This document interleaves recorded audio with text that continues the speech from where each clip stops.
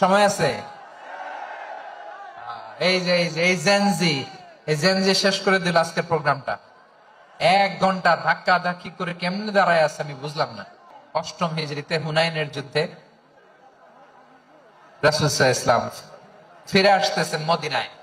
পথিমধ্যে বেলাল রাদিয়াল্লাহু তাআলা আনহু আযান দিচ্ছেন। কি দিচ্ছেন? তো পাশে ছিল মুশরিকদের একটা পল্লী, কিছু মুশরিক তরুণ, কিছু অমুসলিম কিশোর, তারা আযানকে ব্যঙ্গ করতেছে। আমাদের বাংলায় মুখ ভেঙ্গানো বলে আর কি।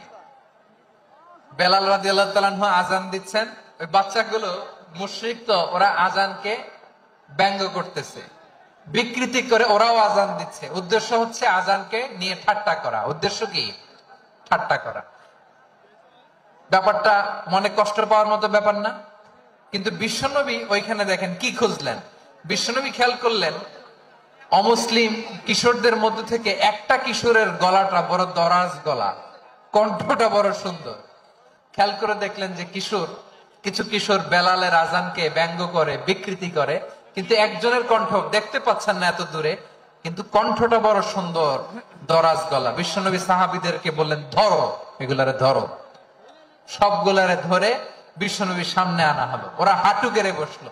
বিশ্বনবী বললেন, তোমাদের মধ্যে কে যেন ব্যঙ্গ করে আযান দিচ্ছিল, তার গলাটা বড় উঁচু, গলার বেসটা বড় মজবুত, মেলোডিয়াস, সুমধুর কণ্ঠ। কে? আবু মাহজুরা বলে, আমার বন্ধুরা সবাই আমার দিকে আঙ্গুল দেখায়, আমি পড়ে গেছি বিপদে। রাসূল সাল্লাল্লাহু আলাইহি ওয়াসাল্লাম বাকি অমুসলিম তরুণদেরকে ছেড়ে দিলেন, বললেন তোমরা যাও। এবার আবু মাহজুরারে পাইছে। আবু মাহজুরার চুলের মধ্যে হাত দিলেন বিশ্বনবী, মাথায় হাত দিয়ে বললেন, এবার আযান দাও দেখি। আবু মাহজুরা বলে, আমি তো আযান দিতে জানি না, কারণ আমি তো বেলালেরটা শুইনা দিছি, আমার তো মুখস্থ নাই, আমি তো আযান দিতে জানি না। বিশ্বনবী বললেন, জানো না? তাহলে আসো আমি তোমারে শিখাই দেই। সুবহানাল্লাহ পড়া। আবু মাহজুরা হাঁটু গেড়ে বসে, বিশ্বনবীর মোবারক হাত আবু মাহজুরার চুলের মধ্যে।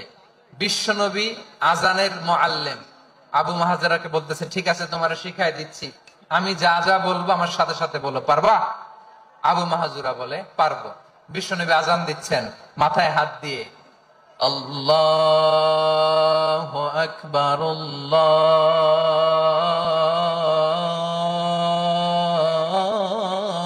আল্লাহু আকবার। আবু মাহজুরা এই বাক্যটা পড়লেন। বিশ্বনবী দ্বিতীয় বাক্য পড়তে আরম্ভ করলেন, আল্লাহু আকবার, আল্লাহু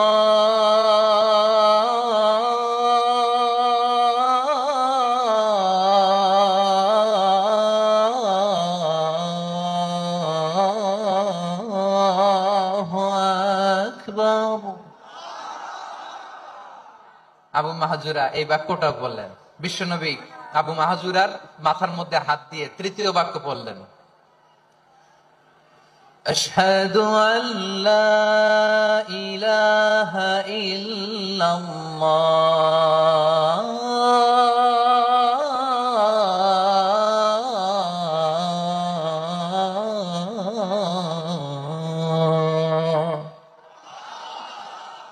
আবু মাহজুরা তৃতীয় বাক্য পড়লেন। বিশ্বনবী একটা বাক্য পরে আবু মাহজুরা পরে, বিশ্বনবী পরে আবু মাহজুরা পরে। আবু মাহজুরা কিন্তু অমুসলিম, মুশরিক।